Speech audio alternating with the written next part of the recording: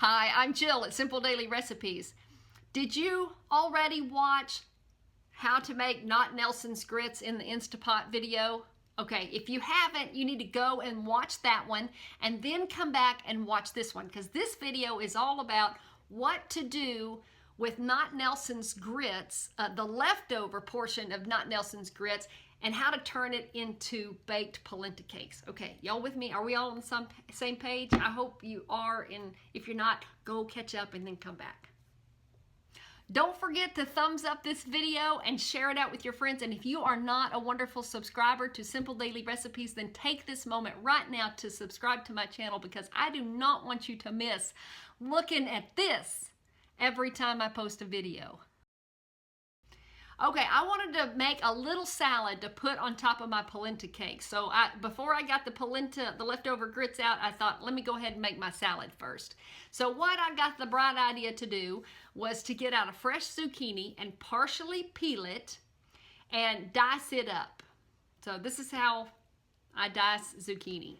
Not all the time, but it's the way I felt like doing it this time. You do that sometimes, you're like, oh, I cut it this way all the time. Let me cut it a different way. So that's what I was doing. And I'm shooting for about 1 cup's worth of chopped zucchini. And then I had some green onion. I kind of had like 2 half pieces of green onion. So I'm chopping those up. And you notice I did not cut off the roots on my green onion. I use those little roots to hang on to so I can chop my green onion right up to the very end. There's the other half of that jalapeno that I did not put in the grits. And then here's a little bit of the red bell pepper that I did not put in the grits. I'm going to use it in my little zucchini salad. Then I chopped up about 1 cup's worth or 1.5 cups worth of cherry tomatoes, which that's generally what I have on my counter. And then I've got 2 tablespoons of lime juice that I've thawed from the freezer. A few drops of liquid smoke, and then I gave it a pinch of salt and a pinch of pepper. And at this point I was like, I tasted it and there was something missing. And I thought, I think I was in kind of an Italian mood since this was polenta cakes. So I have this pasta sprinkle from Penzi Spices, and it has sweet basil, Turkish oregano, and garlic inside. And it is such a great combination of an Italian spice. I really enjoy it straight up. So I just kind of sprinkled that over my salad, and I just let that, sit out on the counter and break down. Okay, remember in the last video I told you while the grits were hot and thick and creamy to go ahead and put them in a rectangular dish. Now instead of parchment paper, I didn't have any on hand, I used my dehydrator sheet. Yeah, I know, isn't that smart? And I thought, why not? It does the same thing. So I used my dehydrator sheet to hold all my leftover polenta. And then here I'm just, trying to figure out different ways to cut up my polenta cakes. I thought, well, let's go square and circular. Now I've got my Breville toaster oven, or smart oven, heating up at 400 degrees. And I'm gonna bake these little polenta cakes for about 20 minutes. Now I moved these off to this little non-stick pan that still, things can still get sticky on this pan. So I was kind of running a gamble. If you want to reuse your parchment paper on the baking sheet, go for it. All right, so I popped that in my little toaster oven, Breville oven, for 20 minutes. Now all that leftover grits there, I just put them in a bowl, microwaved them, and ate them while I was waiting. That's what I really did, because that's how I roll. Okay, here you go, 20 minutes later, and guess what? The polenta cakes are stuck.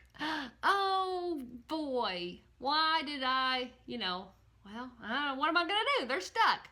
I didn't oil the pan because I don't do the oil thing. Well, turns out, if you just leave those alone for a couple of minutes, like just leave them on there till the pan is cool enough for you to touch, a little condensation starts and it separates itself on its own. So look here.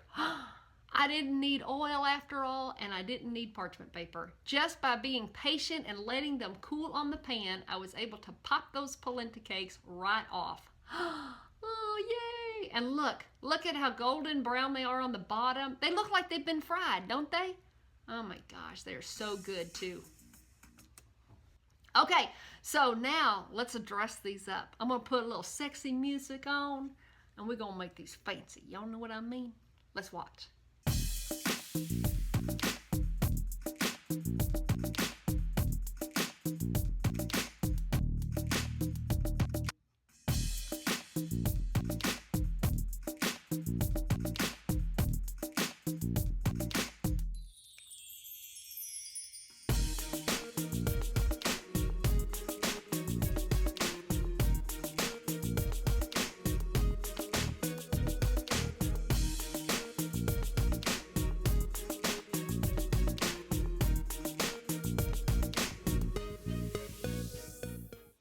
All right, it's the moment of truth.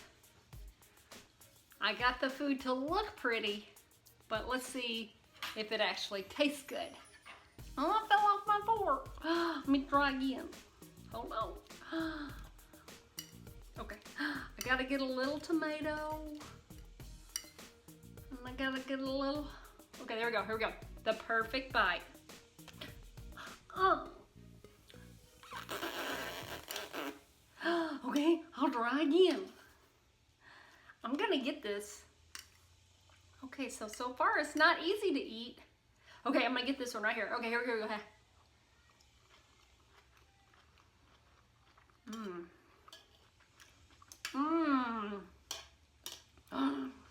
I am so glad I put that pasta sprinkle on this. Oh my god, this is good. I gotta get the zucchini back on there.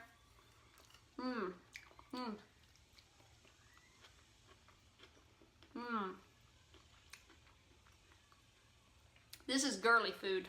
I'll be honest with you. You can eat this with your girlfriends. The lime is perfect. I thought it was gonna have too much lime in it, but that's good. It's fresh. It's a nice balance. You know how polenta is like really smooth and creamy, but if you're not careful, it can get real gummy. But there's enough tomato and zucchini, it's like cleans your mouth as you're eating the zucchini.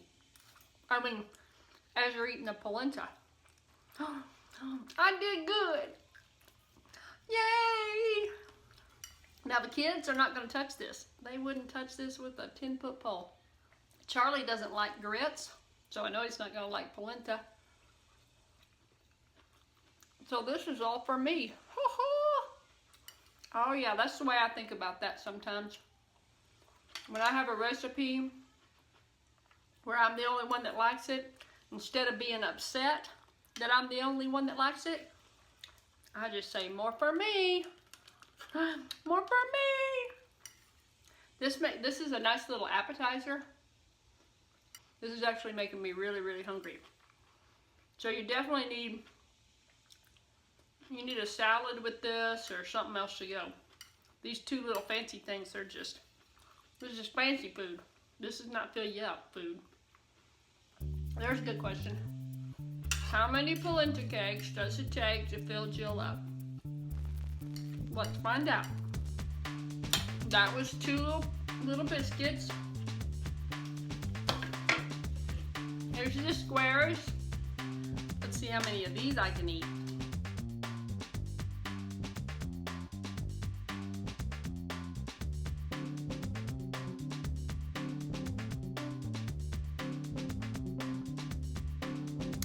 Okay, these fill you up faster than you think they would. I had the first 2, then I have 1 more square. I'm already getting a little full.